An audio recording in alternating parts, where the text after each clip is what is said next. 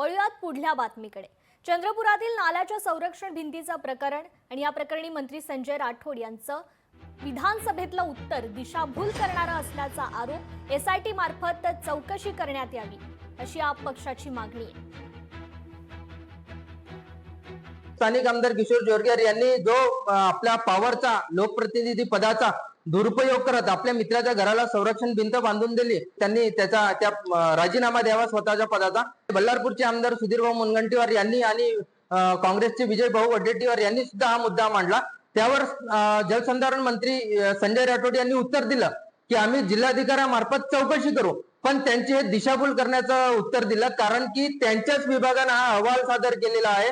तोच अहवाल त्यांच्या हातात आहे, तर ज्यावेळेस त्यांच्याच विभागानं चौकशी करून अहवाल सादर केला, त्यात सगळे दोषी दाखवत आहे, काय चूक झालं काय नाही झालं हे सगळं त्या दाखवत असताना जिल्हाधिकाऱ्यांमार्फत चौकशी करण्याची गरज काय? तर आमची मागणी आहे की त्या जिल्हाधिकाऱ्यांमार्फत चौकशी न करता तुमच्याच अहवालाचा संदर्भ घेत एसआयटीची मागणी आम आदमी पक्ष करत आहे।